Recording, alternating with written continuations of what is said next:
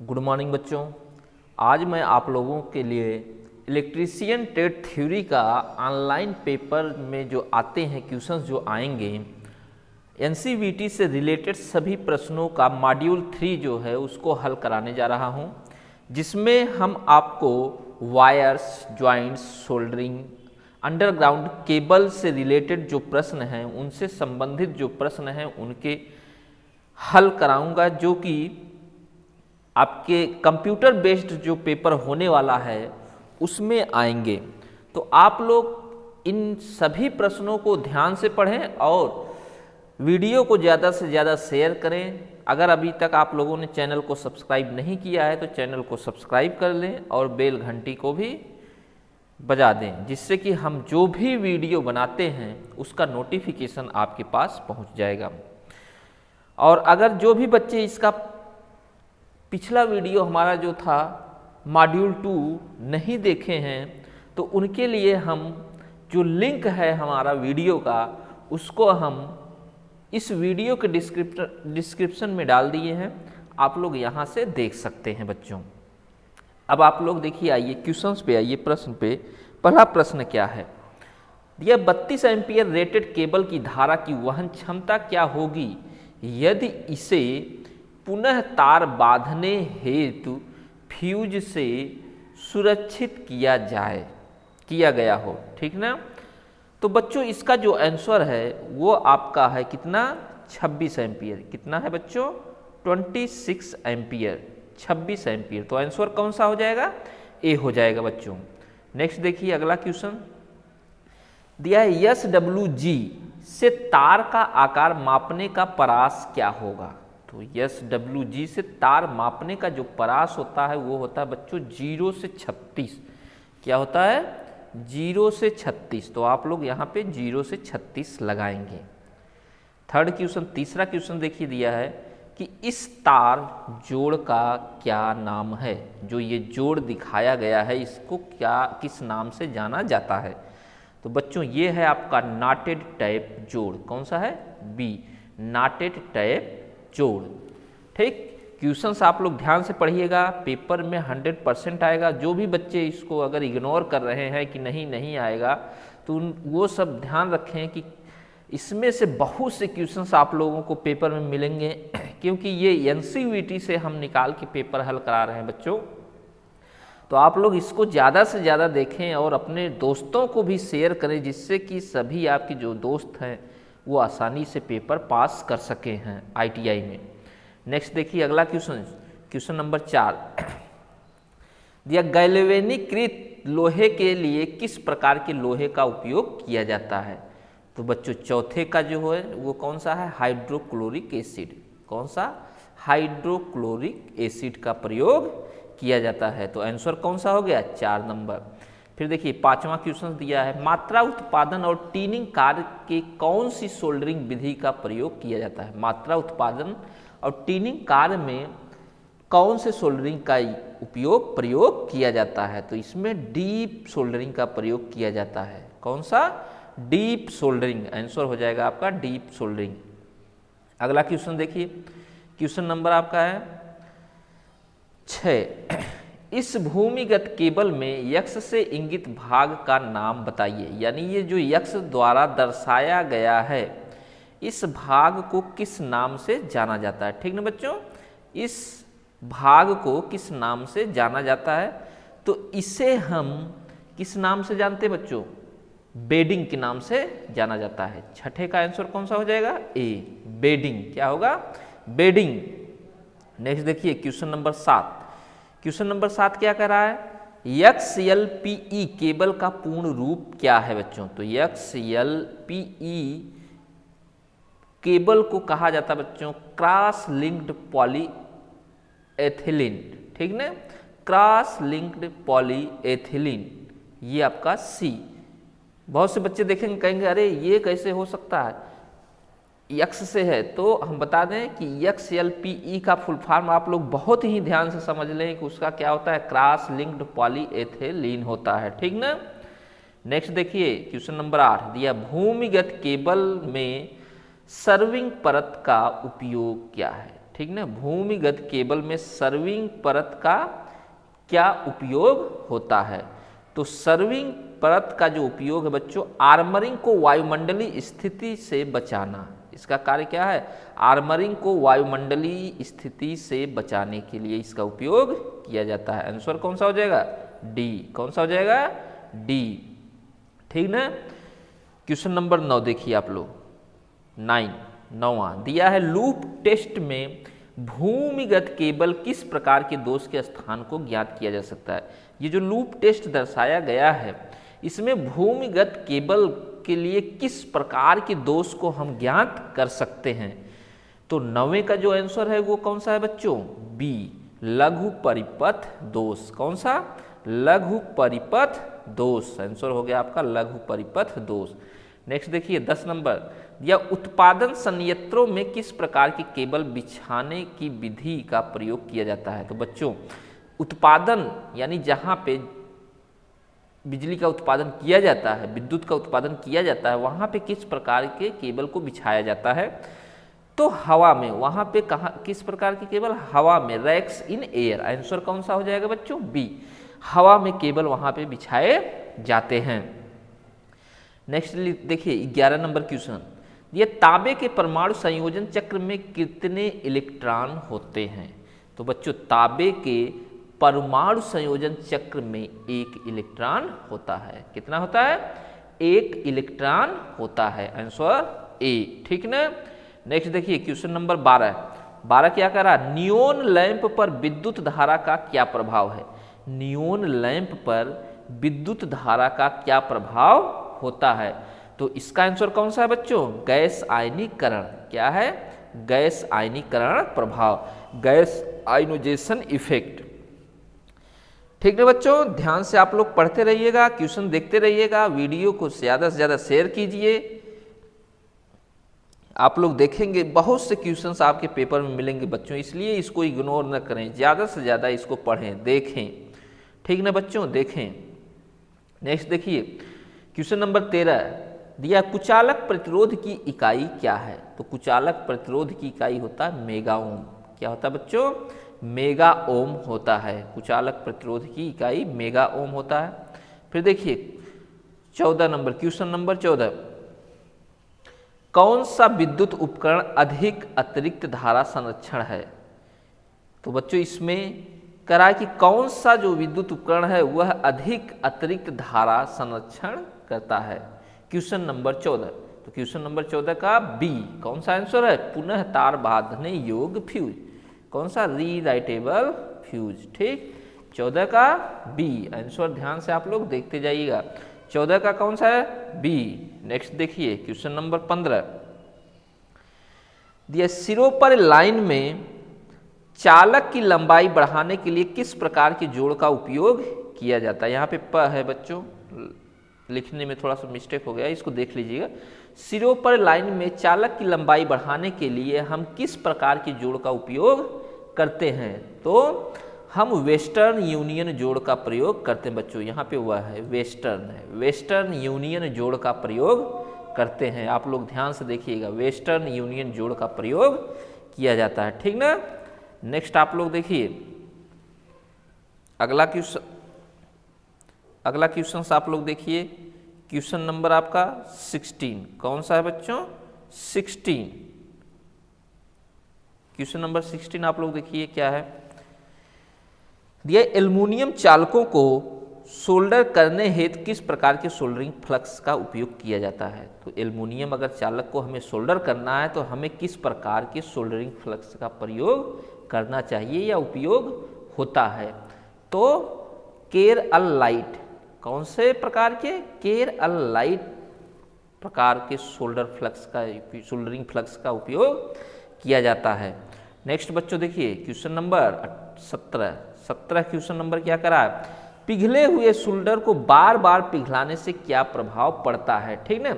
यहाँ पे प है बच्चों, पिघले हुए सोल्डर को बार बार पिघलाने से क्या प्रभाव पड़ता है? तो टीन का भाग कम हो जाता है। जब हम किसी पिघले हुए सोल्डर को बार बार पिघलाते हैं तो उसमें जो टीन का भाग होता है वो क्या होता है बच्चों? कम हो जाता है। आंसर कौन सा होगा 17 का? ए। ठीक ना। क्वेश्चन नंबर 18 देखिए आप लोग, ये केबल के पीवीसी कुचालक का क्या होगा यदि अत्यधिक धारा लंबे समय तक बहती रहे। ठीक ना, कहा है कि अगर ज़्यादा धारा, अत्यधिक धारा किसी केबल में लंबे समय तक बहती रहे, चलती रहे, तो उसके कुचालक का क्या होगा, यानी जो इंसुलेशन लगा है उसका क्या होगा। तो बच्चों 18 नंबर क्वेश्चन का आंसर कौन सा होगा, कुचालक प्रतिरोध घटेगा। क्या होगा, 18 का डी, जो कुचालक का प्रतिरोध है वो क्या होगा, घट जाएगा। ठीक ना, तो 18 का डी। नेक्स्ट देखिए क्वेश्चन नंबर 19, क्या 19 देखिए 19 नंबर दिया है कि केबल बिछाने की कौन सी विधि संकीर्ण क्षेत्र उपयुक्त है, मतलब कंजेस्टेड एरिया में केबल बिछाने का कौन सा विधि सबसे उपयुक्त है। तो 19 का बी क्या, डक्ट में। कौन सा, डक्ट में। ठीक ना, 19 का आंसर कौन सा होगा बच्चों, बी, डक्ट में, डक्ट पाइप में। ठीक, डक्ट पाइप है बच्चों, यहाँ डक्ट में लिखा गया है, डक्ट पाइप में। ठीक, नेक्स्ट देखिए क्वेश्चन नंबर 20 दिया, इस भूमिगत केबल में यक्स से इंगित भाग क्या है। जो ये यक्स से दर्शाया गया है, यक्स द्वारा जो ये दर्शाया गया है, इसको किस नाम से जाना जाता है। ठीक ना बच्चों, इसे किस नाम से जाना जाता है, तो आप लोग देखिए इसे किस नाम से जाना जाता है, लेड शीथ। किस नाम से, लेड शीथ के नाम से ये जाना जाता है। कौन सा आंसर हो गया, डी। कौन सा आंसर होगा बच्चों, डी, लेड शीथ के नाम से ये जाना जाता है। अगला क्वेश्चन देखिए आप लोग, क्वेश्चन नंबर 21 कौन सा है बच्चों, 21।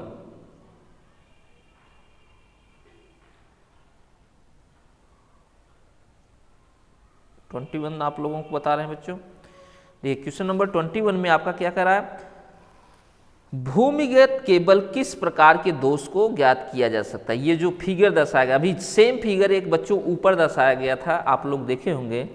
तो इसी तरह का एक केबल एक फिर आपका है, लेकिन इसमें यहाँ पे देखिए अंतर है, फिगर में देखेंगे डिफरेंस है। यहाँ पे अभी कह रहा है कि इस केबल में जो दोष है वो क्या, कैसे ज्ञात किया जा सकता है। कह रहा है भूमिगत केबल किस प्रकार के दोष को ज्ञात किया जा सकता है।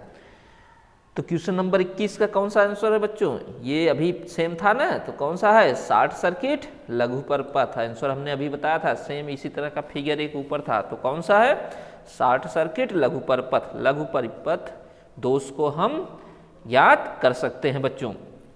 नेक्स्ट देखिए क्वेश्चन नंबर 22, क्वेश्चन नंबर 22 क्या है, भूमिगत केबल में कौन सा भाग धात्विक कवच को क्षरण से बचाता है। कहा है कि जब भूमिगत केबल जो होता है उसमें कौन सा भाग होता है जो धात्विक कवच को क्षरण से बचाता है। तो 22 का कौन सा आंसर होगा, बेडिंग, बी। कौन सा, बी, बेडिंग। ठीक ना, ये क्या करता है, धात्विक कवच को क्षरण से बचाता है बच्चों।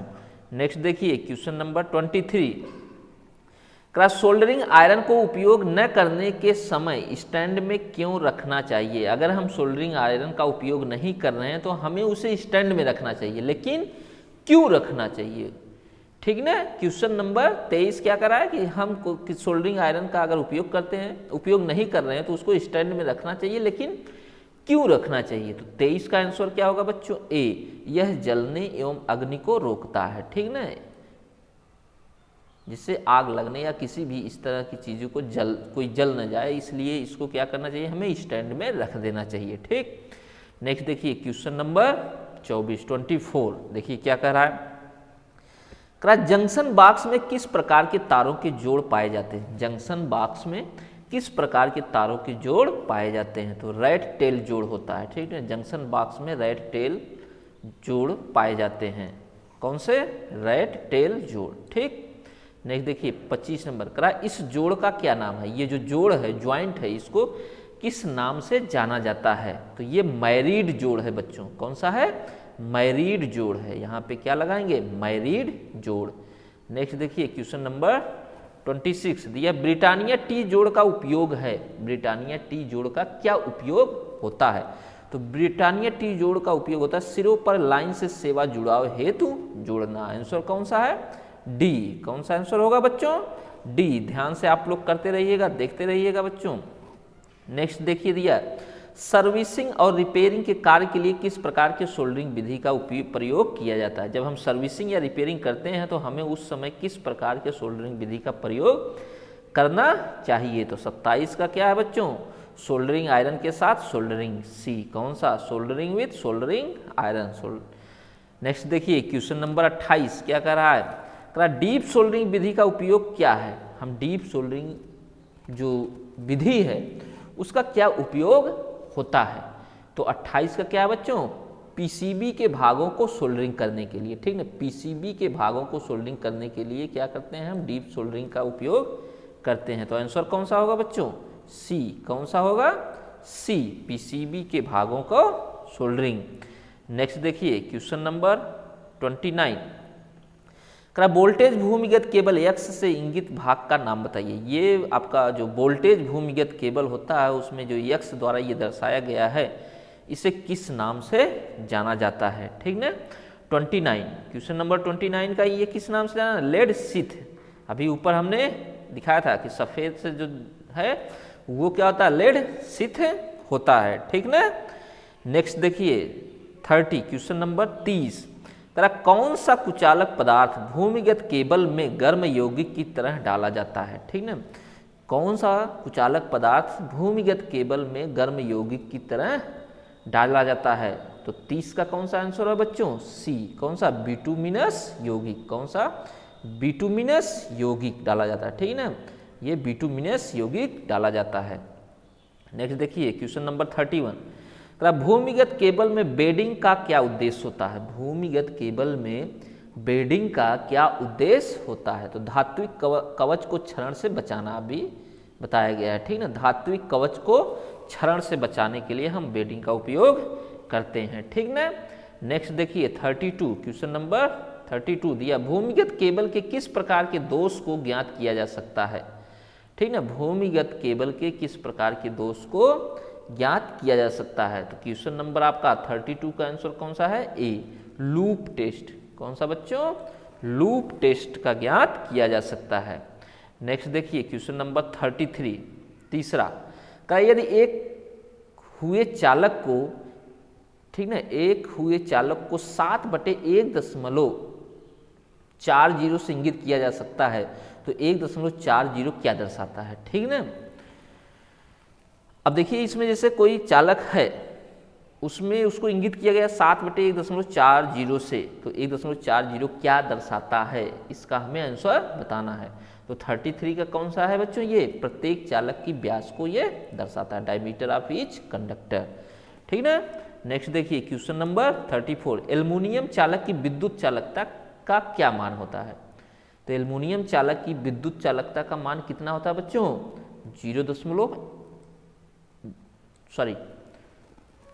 एल्युमिनियम चालक की विद्युत चालकता का मान कितना होता है, 35 महो प्रति मीटर, महो प्रति मीटर, ठीक ना। नेक्स्ट देखिए क्वेश्चन नंबर 35, क्वेश्चन नंबर 35 क्या कह रहा है, केबल की अधिक अतिरिक्त धारा की सुरक्षा के लिए धारा रेटिंग कारक क्या होता है, कितना होता है, ठीक। तो 0.81 कितना होता है, 0.81 होता है, ठीक ना। नेक्स्ट देखिए क्वेश्चन नंबर 36, यह भूमिगत केबल उदासीन चालक का आकार फेज चालक की तुलना में क्या होता है। भूमिगत केबल का उदासीन चालक जो होता है उसका आकार फेज चालक की तुलना में क्या होता है। तो फेज चालक का आधा क्या होता है, फेज चालक का आधा होता है, ठीक ना। नेक्स्ट देखिए अगला क्वेश्चन नंबर 37, देखिए इस टूल का क्या नाम है, इस औजार का क्या नाम है। इसे क्रिम्पिंग टूल कहते हैं। क्या कहते हैं बच्चों, क्रिम्पिंग टूल के नाम से यह जाना जाता है। किस नाम से, क्रिम्पिंग टूल के नाम से यह जाना जाता है।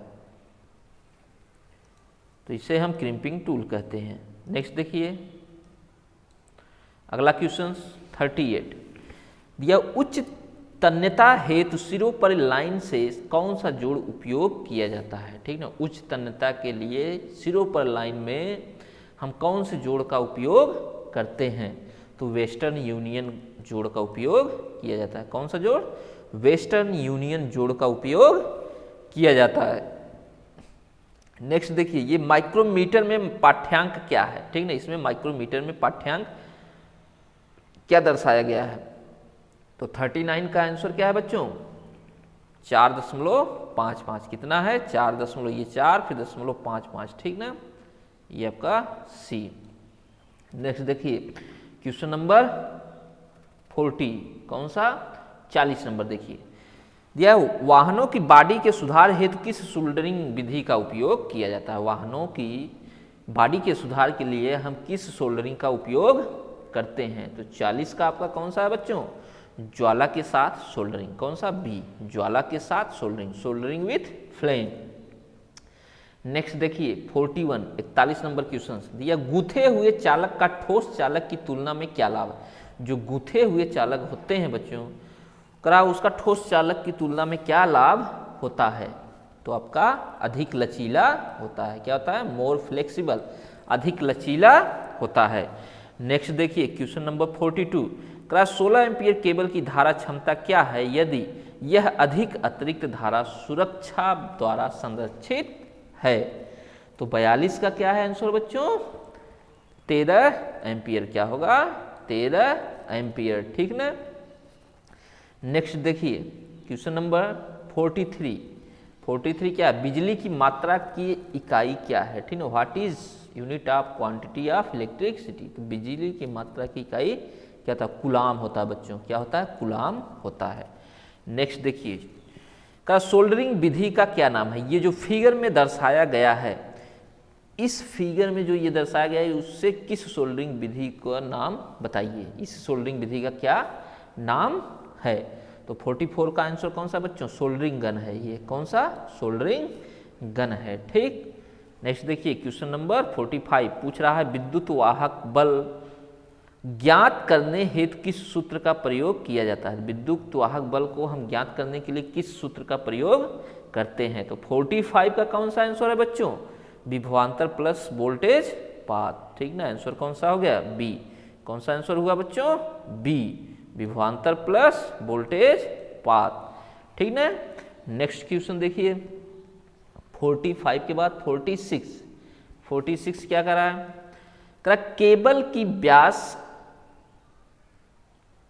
की अतिरिक्त धारा सुरक्षा के लिए धारा रेटिंग कारक क्या है? ठीक ना? तो देखिए इसका आंसर कौन सा होगा बच्चों? 46 का आंसर कौन सा है? सी, 1.23, ठीक ना? 1.23।